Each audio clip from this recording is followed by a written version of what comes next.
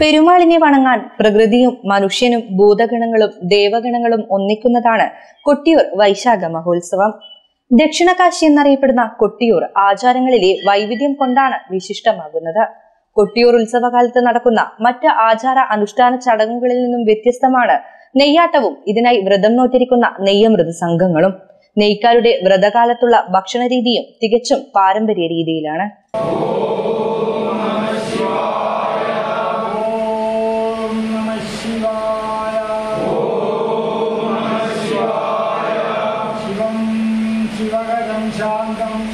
ആചാരങ്ങളിലും പൂജകളിലും കർമ്മങ്ങളിലുമെല്ലാം മറ്റൊരു ക്ഷേത്രത്തിലും കാണാൻ സാധിക്കാത്ത വ്യത്യസ്തത കൊട്ടിയൂർ വൈശാഖ മഹോത്സവത്തിൽ കാണാം.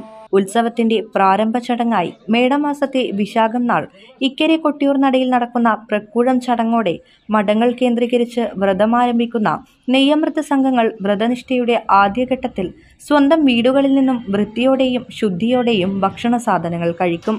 പിന്നീട് ഇവർ വ്രതത്തിന്റെ രണ്ടാം ഘട്ടത്തിൽ വേറെ വെപ്പെന്ന ചടങ്ങ് ആരംഭിക്കുകയും ചെയ്യുന്നു.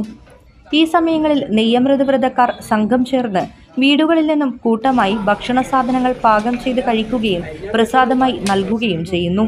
മഹാദേവ ക്ഷേത്ര ഉത്സവത്തോടനുബന്ധിച്ച്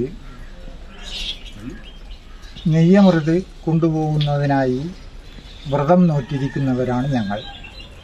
തിരുവോണപ്പുറം മുരിങ്ങോടി മഠത്തിൽ 45ഓളം പേരാണ് ഇന്നിവിടെ കൂടിയിരിക്കുന്നത്. കൊട്ടിയൂർ പ്രക്കൂഴത്തോടനുബന്ധിച്ച് ഞങ്ങളുടെ വ്രതം ആരംഭിക്കുന്നു.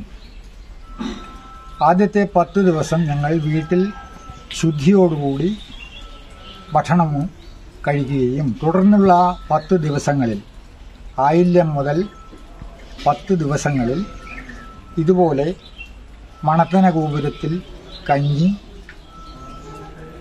ഉണ്ടാക്കുകയും സ്വന്തമായി ഉണ്ടാക്കി ഞങ്ങൾ കഴിച്ച് മറ്റുള്ളവർക്കും കൊടുക്കുന്ന പതിവുണ്ട്.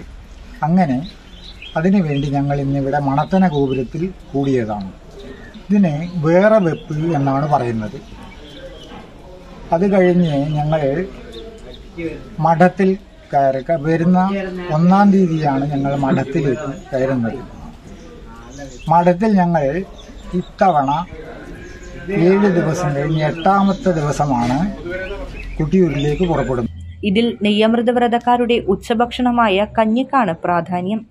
ചക്കയും പുഴുക്കും മാങ്ങ കൊണ്ടുണ്ടാക്കിയ പെരക്കും വെള്ളരിക്ക പുളിങ്കറിയും പപ്പടവും തേങ്ങാപ്പൂളും കൂട്ടിയുള്ള തികച്ചും നാടൻ രീതിയിലുള്ള വിഭവസമൃദ്ധമായ കറികളോടും കൂടിയാണ് ഇവർ ഉച്ചക്കഞ്ഞി പാകം ചെയ്യുന്നത്. കൂടാതെ ഇത്രയും സ്വാദിഷ്ടമായ ഭക്ഷണ പദാർത്ഥങ്ങൾ പാകം ചെയ്യുമ്പോൾ കറിമസാലകളോ മറ്റ് രുചിക്കൂട്ടുകളോ ഉപയോഗിക്കില്ല എന്നതും ശ്രദ്ധേയമാണ്. ഇല, തട, പ്ലാവില കൊണ്ടാണ് കഞ്ഞി കുടിക്കുന്നത്. പിന്നെ കഞ്ഞിക്ക് വിഭവങ്ങളായി ഒരു വെള്ളരിക്ക കറി, അതിന് ബന്നി എന്ന് പറയുന്നു. പിന്നെ ഒരു പുഴുക്ക്, ചക്ക, ചമ്മന്തി, മധുരപ്പുഴുക്ക്, കുഞ്ഞുണ്ണി, പപ്പടം, നെയ്യ്, പിന്നെ തേങ്ങ, ഇത്രയും വിഭവങ്ങളാണ് കഞ്ഞിക്കുണ്ടാവുക.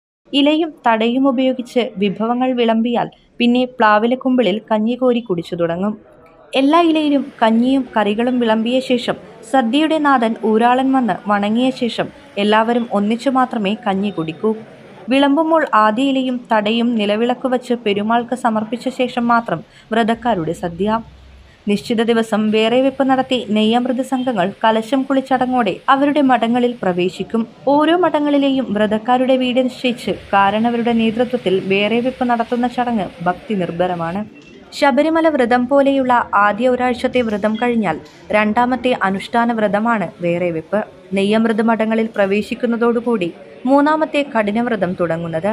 പിന്നീട് നെയ്യാട്ടം വരെയുള്ള നാളുകളിൽ മഠങ്ങളിൽ കഴിയുന്ന വ്രതക്കാർ മഠത്തിൽ നിന്നുള്ള ചടങ്ങുകൾ അനുഷ്ഠിച്ച് നെയ്യുമായി കാൽനടയുമായി കൊട്ടിയൂരിലേക്ക് പുറപ്പെടുന്നു.